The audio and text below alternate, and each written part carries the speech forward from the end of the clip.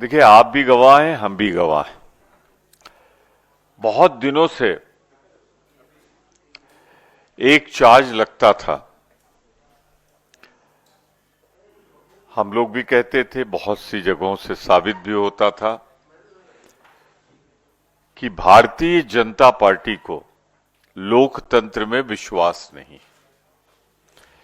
संविधान में विश्वास नहीं है। अगर कुछ इधर हाल की घटनाओं पर नजर डालें, पार्लियामेंट सेशन पर नजर डालें, तो जो कुछ भारतीय जनता पार्टी की मोदी सरकार ने किया है वो फासिज्म का जीता जागता नमूना है, फांसीवाद का जीता जागता नमूना है। और इसीलिए मैं कहता हूं कि भाजपा एक फांसीवादी पार्टी है।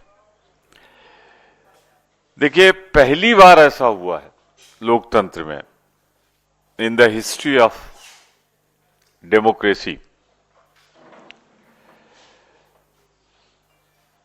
कि पार्लियामेंट डिस्टर्ब करता रहा है अपोजिशन। जब भाजपा अपोजिशन में थी या हम हैं तो हम मुद्दों पे करते हैं, जब हमारे मुद्दे नहीं लिए जाते तो चार्ज हम पे लगता है। लेकिन पहली बार इस पार्लियामेंट सेशन में हुआ है कि पहला पूरा हफ्ता, द फर्स्ट वीक, सत्ता पक्ष ने सदन नहीं चलने दिया, भाजपा सरकार ने सदन नहीं चलने दिया। और साहब, जो दूसरा हुआ, मैं उनको आतंकवादी तो नहीं कह रहा हूं, लेकिन बिल्कुल आतंकवादियों की तरह आचरण था। पार्लियामेंट घेर लिया, एंट्री गेट ब्लॉक कर दिया, सदन में परमिटेड नहीं है, पार्लियामेंट प्रेमाइसेस में अपने पोस्टर में डंडे लगा के आए, स्टिक्स, और हमारी महिला सदस्य जो सिंगल लाइन में चल रही थी, और मैं अपने साक्ष्य के तौर पे आपकी फुटेज है, उनको सदन में नहीं जाने दिया, रोका, धक्कम धुक्की की उनके साथ। और हमारे 83 ईयर ओल्ड एलओपी राज्यसभा और हमारे कांग्रेस के अध्यक्ष को गिरा दिया धक्कम धुक्की से।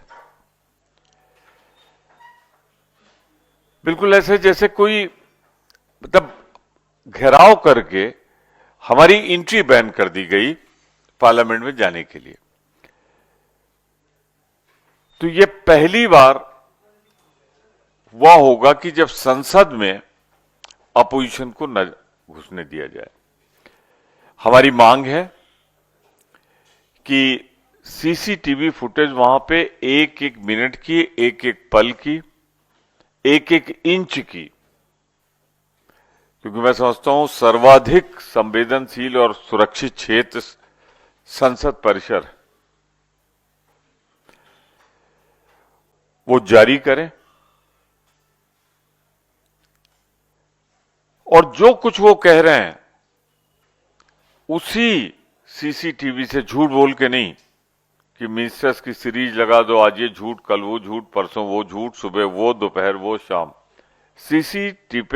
सीसीटीवी फुटेज सील किया जाए और जारी किया जाए, जिसमें साफ दिखेगा कि जो जा रहे सदस्य उन्हें अंदर जाने से रोका गया। कल आप लोग गवाह हैं, हम लोग और भाजपा के लोग दोनों साथ पहुंचे थे। मैं और दिग्विजय सिंह जी थे, मुकुल वासनिक जी थे, और हमारे करीब 15 एमपीज थे। हमने भाजपा के साथ एफआईआर, जो कुछ घटनाएं हुई,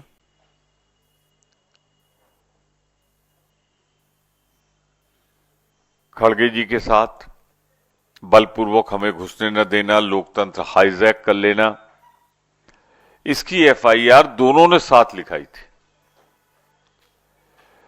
पर उनकी एफआईआर तो लिख ली गई रात में,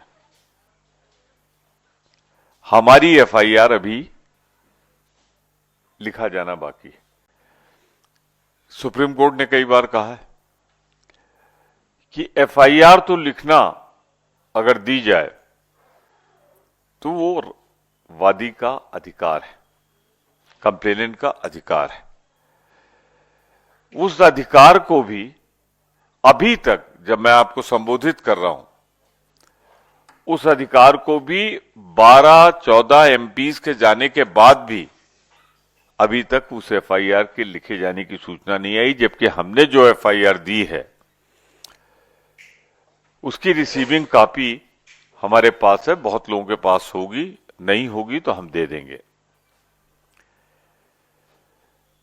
एक बात जो राहुल जी कहते थे, हमारी पूरी कांग्रेस कहती थी, खरगे साहब कहते थे, हम लोग भी कहते थे कि ये 400 सीटें, ये मैं बड़ा इंपॉर्टेंट कोइंसिडेंस बता रहा हूं, 400 सीटें आई होती तो अंबेडकर जी का संविधान नहीं रहता,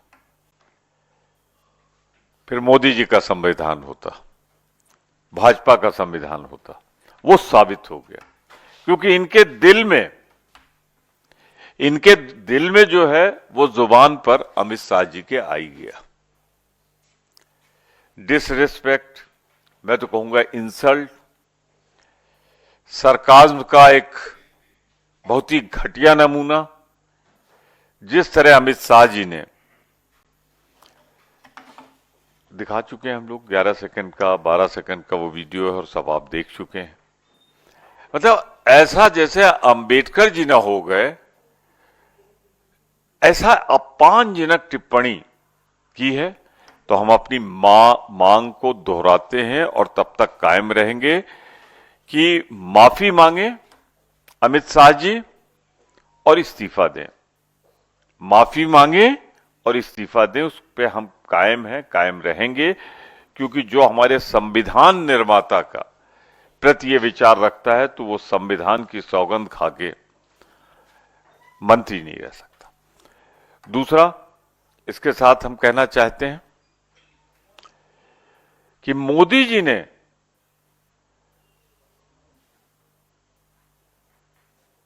जो कुछ कहा था अमित शाह जी ने उसको सपोर्ट किया है, और कहीं ना कहीं अंदर से, दिल से एक नफरत, मैं शब्द इस्तेमाल कर रहा हूं, नफरत जो है अंबेडकर जी के लिए, वो उन्होंने दर्शाया। उन्हें लगा एक बार में दर्शा दो शायद कुछ छूट जाए, 2 बार में, 3 बार में, 4 बार में, 5 बार में, 6 बार में ट्वीट किया उन्होंने।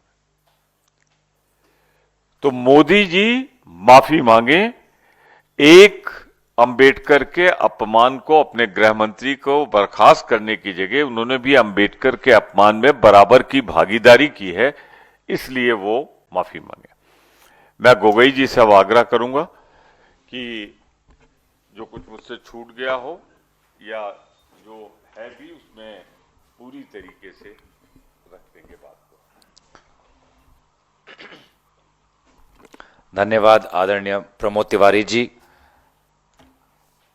कांग्रेस पार्टी के राज्यसभा में उपदलपति और यहाँ पे उपस्थित मीडिया के दोस्तों। आपने कल देखा होगा कि जिस घटनाक्रम का विवरण आदरणीय प्रमोद तिवारी जी ने किया, उसके आधार पर कांग्रेस के अध्यक्ष, राज्यसभा में विरोधी दलों के नेता मल्लिकार्जुन खड़गे जी ने लोकसभा में आदरणीय अध्यक्ष महोदय को एक चिट्ठी भेजी, जिसमें उनके साथ हुई जो अकारात्मक और अपमानजनक व्यवहार का विवरण था। मैंने भी अध्यक्ष महोदय को एक चिट्ठी भेजी और इंक्वायरी की मांग की, क्योंकि मैं भी उस समय आदरणीय खड़गे जी, आदरणीय प्रियंका जी और विभिन्न हमारे लोकसभा के महिलाओं के सांसदों के साथ था, जब मैंने देखा कि किस प्रकार से भाजपा दल के पुरुष सांसद उन पर हावी हो रहे थे, आक्रामक हो रहे थे, उनके लिए रास्ता नहीं छोड़ रहे थे। और मैं तो प्रियंका जी की साहस का मैं तारीफ करना चाहूंगा कि वे निडर रहे। जो महिलाएं सांसद थी, जो थोड़ी घबराई हुई थी, उनका संरक्षण दिया, उनको हौसला दिया और चट्टान की तरह वो खड़े रहे। लेकिन संस्कृति की बात करने वाली भाजपा के पुरुष सांसदों ने ना उनके लिए रास्ता छोड़ा, उनके रास्ते में रुकावट की तरह बने रहे। और जैसे कि आदरणीय प्रमोद तिवारी जी ने कहा कि बार बार अपने हाथ में जो उनके स्टिक्स थे, लकड़ियां थी जिसमें उनके बैनर्स लगे हुए थे, उछाल रहे थे और इतने नजदीक आ गए थे कि कभी भी कुछ भी हो सकता था। इतना कुछ होने के बावजूद भी आदरणीय खड़गे जी ने चिट्ठी भेजी, आदरणीय हमारे तरफ से भी चिट्ठी गई कि लोग प्रियंका गांधी जी लोकसभा के महिलाओं सांसदों पर ऐसा कल हुआ। उस चिट्ठी का कोई जवाब क्यों नहीं? ना सदन के अंदर कोई जवाब, और जो एफआईआर दर्ज किए गए ना उसका कोई जवाब। अगर उनको लगता है कि एफआईआर से आदरणीय राहुल गांधी जी झुक जाएंगे, ये उनकी गलतफहमी होगी। राहुल गांधी जी, कांग्रेस पार्टी, बाबा साहब अंबेडकर के प्रति जो अपमानजनक शब्दों का व्यवहार अमित शाह जी ने किया, उसके विपरीत हम आवाज उठाते रहेंगे और बुलंदी से आवाज उठाएंगे। झूठे एफआईआर से हम पीछे हटने वाले नहीं। आखिर इतना अहंकार क्यों? ये घमंड किस बात की कि अमित शाह जी माफी मांगते? ये घमंड किस बात की कि नैतिक जिम्मेवारी लेकर वो अपने पद से इस्तीफा देते? ये कैसा याराना?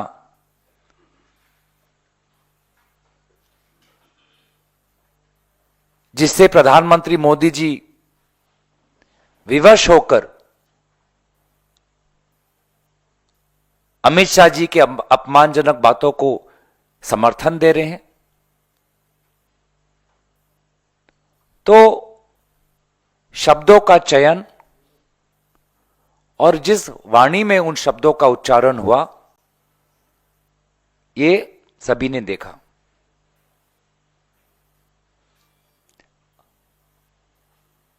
जो आप सभी ने कम्युनिकेशंस पढ़ा है, कम्युनिकेशन में, मास कम्युनिकेशन में यही सिखाया जाता है कि कभी कभी शब्दों के द्वारा नहीं, शब्दों को आप किस प्रकार से उसका उच्चारण कर रहे हो, जो आपकी बॉडी लैंग्वेज है, उससे आपकी अंदर की जो मंशा है वो आप दिखाते हो। तो अमित शाह जी चाहे जितना भी कोशिश करे उस 12 सेकंड को छुपाने की, वो 12 सेकंड अब भारत के लोगों में समा चुका है, उसको वो मिटा नहीं सकते। और ये 12 सेकंड उन पर आने वाले दिनों में बहुत भारी पड़ने वाली है। तो बाकी सब चीजें आदरणीय प्रमोद तिवारी जी ने इस वक्त कही है। अगर मैं संक्षेप में कहूं कि लोकसभा चुनाव, इस लोकसभा पार्लियामेंट के प्रारंभ में बहुत सकारात्मक भूमिका से कांग्रेस पार्टी आगे बढ़ी थी कि शीतकालीन सदन के अंदर सारे विषयों पर बातचीत हो। ये बातें हमने बार बार फ्लोर लीडर्स की मीटिंग में की। और मैं तो धन्यवाद करना चाहूंगा आदरणीय खड़गे जी का, आदरणीय राहुल गांधी जी का, कि दोनों ने चिट्ठी के द्वारा दरखास्त की कि लोकसभा और राज्यसभा में 2 दिन की चर्चा हो। इन दोनों नेताओं की दरखास्त के बाद ही संविधान पर 2 दिन की चर्चा हुई, नहीं तो यह भी नहीं होती। और ये 2 दिन की चर्चा होने से ही हमको पता चल गया कि भाजपा में अमित शाह जी के अंदर, आदरणीय नरेंद्र मोदी जी के अंदर बाबा साहब अंबेडकर के प्रति कितनी सम्मान है। जो असलियत है वो बाहर उभर कर निकल गई। अडानी के मामले से वह भागे। मणिपुर को लेकर प्रधानमंत्री मोदी जी ने अपने 2 घंटे के भाषण में कुछ कहा नहीं। सेबी को लेकर आदरणीय निर्मला सीतारामन जी ने सेबी चीफ माधवी बुच को लेकर कुछ बातें की नहीं। और संविधान पर जब चर्चा हो रही थी तो उन्होंने अपनी मानसिकता दर्शाई। जैसे कि आदरणीय प्रमोद तिवारी जी ने कहा, एक फांसीवादी। पूरे इस शीतकालीन समय में हमने भी कितने बार धरना प्रदर्शन किया है, लेकिन कभी भी अगर कोई भाजपा का सांसद आ रहा होगा तो उसके साथ कभी भी हमने अपमानजनक या आक्रामक व्यवहार हमारे तरफ से नहीं था। हमेशा मुस्कुराकर और सम्मान से हम उनका संबोधन करते थे। लेकिन कल जो हमने देखा, जो मैंने खुद देखा, प्रियंका गांधी जी के साथ संजना जाटव थी, वर्षा गायकवाड़ थी, सुरेश प्रतिभा धनोरकर थी, मल्लिकार्जुन खड़गे थी, वो विवश हुए कि उनको सीढ़ी सड़क पे बैठना पड़ा। तो सचमुच बहुत ही दुखद। और उसके ऊपर जो इंक्वायरी अब आज तक नहीं हो रही, सीसीटीवी कैमरा आज तक भी हमने नहीं देखा, तो कहीं ना कहीं जो छुपाना चाहते हैं वो हम पे पता चल रहा है। दोबारा मैं कहना चाहूंगा कि ये जितने भी ध्यान भड़काने की कोशिश करें वे 12 सेकंड भाजपा और अमित शाह जी पर बहुत भारी पड़ेंगे। हमारी बस यही, जो मैं अंत में मांग यही है, जो हम we are always saying that home minister should resign, apologize for hurting the sentiments of so many Indians who hold Dr. Baba Saheb Ambedkar and the Indian Constitution in high regard. And it is unfortunate that the Prime Minister, instead of asking the Union Home Minister to resign, instead of asking the Union Home Minister to apologize, the Prime Minister is supporting the Union Home Minister. The Prime Minister should also feel some regret and express his regret in front of the Indian public. Thank you.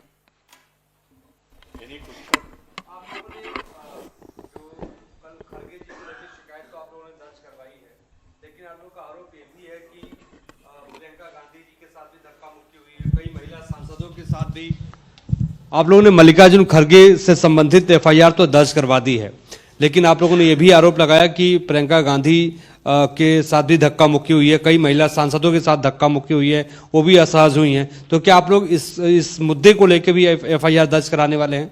देखिए, हमने राज्यसभा में और हमारे दोस्त गोई साहब ने अध्यक्ष को लिखा है, सबने, और सारे तथ्य सबके जानकारी में हैं।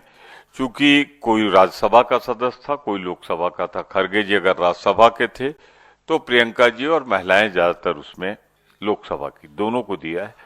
हमें पूरी उम्मीद है कि जो हमने तथ्य उनके सामने रखे हैं, और इसीलिए बार बार हम सीसीटीवी का जिक्र कर रहे हैं।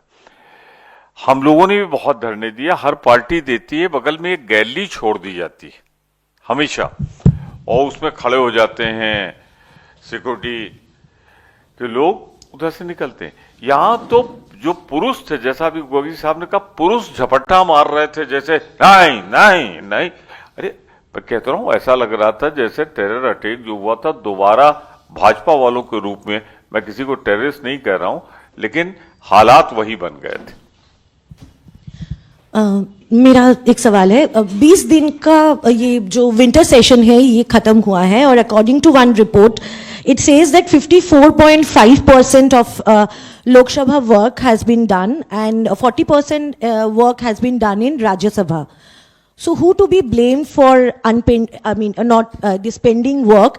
वो one. And number two, आपके सहयोगी बोल रहे हैं कि एक तरफ जो बीजेपी भाजपा है वो नहीं चलने दी, उन्होंने नहीं चलने दिया सदन की कार्रवाई, और कांग्रेस भी अपने मुद्दों को लेकर अड़ी रही, तो लोगों का मुद्दा नहीं आया. प्लीज आपका. Depends on how do you define work. Is work only government business? For us, work is raising the issues of the people. For maybe some, work means only government business and we are only here to pass government business. But that does not work for us. Work is about raising the issues of the public. And if you listen to the speeches of Rahul Gandhi ji, Priyanka Gandhi ji, Kharge ji, Jairam Ramesh ji, Pramod ji, you would see that all the issues were raised. So issues were raised, questions were asked. Now I think you should ask, or people should ask the BJP how many questions they answered. Did they answer the question on Manipur? Did they answer the question on Adani? Did they answer the question on MSP and DAP to the farmers? Did they answer the question to the doubt in the electoral process? I think that is work. When government is asking or is answering the questions and opposition is asking. So we saw the opposition asking that. There's not a single question you can say that the opposition did not raise. But you may ask the government, how many did they answer? I think the opposition did its work, but not the government. Sir, आप लोगों की शिकायत पर FIR तो अभी तक दर्ज नहीं ही हुई है. क्या लोकसभा के स्पीकर या राज्यसभा के चेयरपर्सन, चूंकि इन लोगों से भी आप लोगों ने शिकायत की है, मुलाकात हुई होगी आप लोगों की, इन लोगों ने जो कल घटना हुई सामने आई उस पर उन दोनों की क्या प्रतिक्रिया थी? खासतौर पर स्पीकर की तरफ से अगर कोई प्रतिक्रिया आप लोगों को मिल पाई हो, क्योंकि चेयर से तो कहा गया कि गेट्स पे प्रोटेस्ट नहीं करना है, लेकिन जो कुछ हुआ, जो आप लोगों का एलिगेशन है, उस पर उन्होंने क्या कहा, आप लोगों की अगर बात हुई हो? देखिए, आज तो आपने देखा होगा कि हमने अपनी बातें उठाई, हमने चिट्ठी के द्वारा हमने अपने पूरे बातों का विवरण किया, और लोकसभा में जैसे ही एडजर्नमेंट हो गया तो हम बाहर आ गए. तो स्पीकर से मिलने का अवसर आज तो हमें नहीं मिला. हम आशा करेंगे कि भविष्य में हमें उनसे हमारे कंप्लेंट पर कोई उत्तर मिले. सर, आप लोगों की कंप्लेंट जो थी उस पर एफआईआर तो दर्ज नहीं हुई है, लेकिन उसमें जो भी अभी लीगल एडवाइस लिया जा रहा है, क्या इस मामले को आप लोग कोर्ट तक लेकर जाएंगे कि एफआईआर क्यों दर्ज नहीं हुई है कांग्रेस की कंप्लेंट पर? हमारे सारे विकल्प खुले हुए हैं और मेरी समझ में नहीं आता कि सुप्रीम कोर्ट की गाइडलाइन, सुप्रीम कोर्ट के कई फैसले के बाद कि वादी की तरफ से एफआईआर लिखाने पर क्यों नहीं लिखी जाएगी. थोड़ा वो विलंब कर सकते हैं. अब अमित शाह जी ने रोक दिया हो तो हम नहीं कह सकते, वरना ये होगा. और एक बात बहुत क्लियर, जो दो बात हमने और गोगोई साहब दोनों ने कही है, कि सिर्फ हाउस की प्रोसीडिंग नहीं स्टॉल की, हमारा अंदर जाना नहीं स्टॉल किया. उन्होंने जिस तरीके से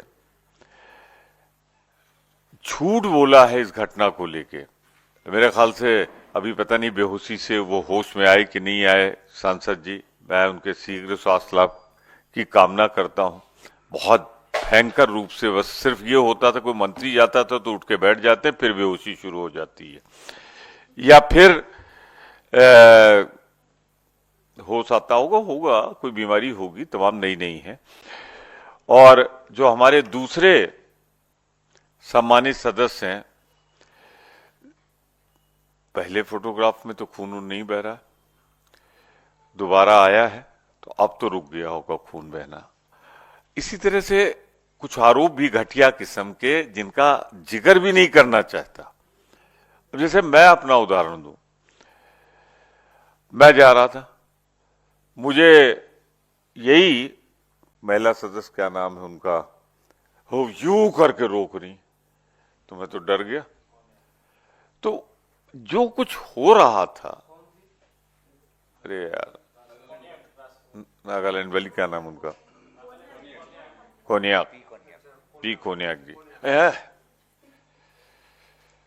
मैंने तो अपने स्वास्थ्य का ध्यान में रखते हुए पीछे हट गया मैं।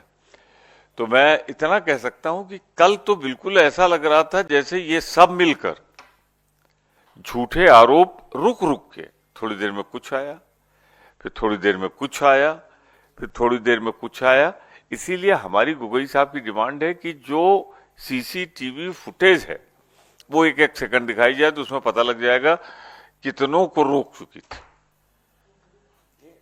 ये कभी, जैसे कि इन्होंने कहा कि धरना हम भी कर चुके हैं और धरना भाजपा भी कर चुकी है। ऐसा नहीं है कि भाजपा ने कल पहली बार धरना किया, इससे पहले भी भाजपा ने अपने अपने मुद्दों पर उन्होंने धरना प्रदर्शन किया।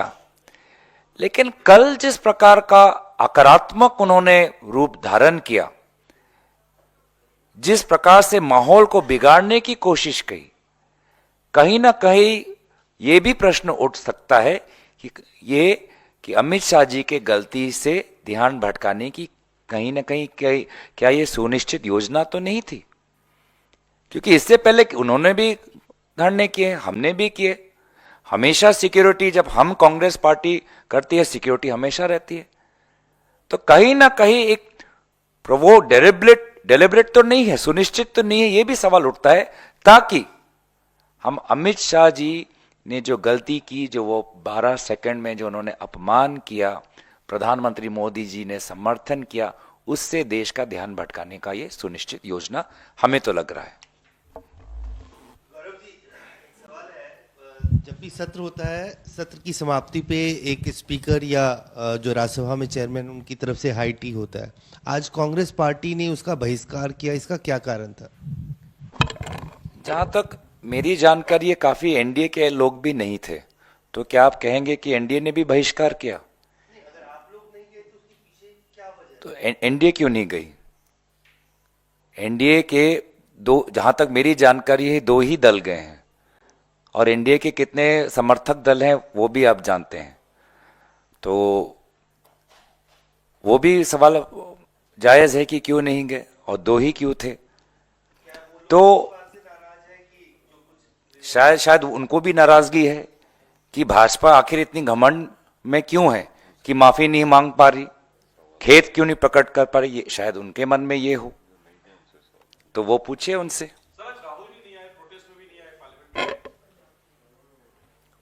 आज देखिए, उनका प्रोग्राम आप एआईसीसी में आपको पता चल जाएगा। हम आज आए हैं कि पार्लियामेंट को लेकर क्या है, लेकिन मैं कहना जरूर पड़ेगा कि जो झूठे एफआईआर और उनको बदनाम करने की जो कोशिश की जा रही है, देश जो विजुअल्स देख रहे हैं वो समझ रहे हैं कि राहुल गांधी जी को भाजपा और बदनाम करने की जो साजिश है, इसमें भाजपा सफल नहीं होने वाली।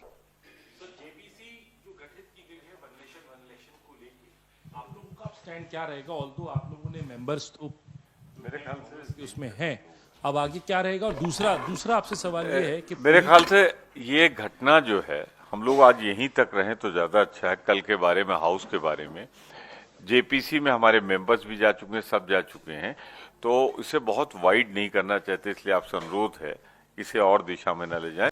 स्टैंड हम आपको तमाम बताएंगे। कल की घटना में आपसे पूछना चाह रहा हूं कि पुलिस ने ये कहा है कि हम अभी इनिशियली सीसीटीवी फुटेज भी जो है एक्वायर करेंगे, और साथ ही साथ जो सांसद मौजूद थे वहां पर भाजपा के, जो आरोप लगा रहे हैं, और जो राहुल गांधी और राहुल गांधी के साथ भी जो आसपास सांसद थे उनसे बात करेंगे। तो आप लोग कॉपरेशन के लिए तैयार हैं?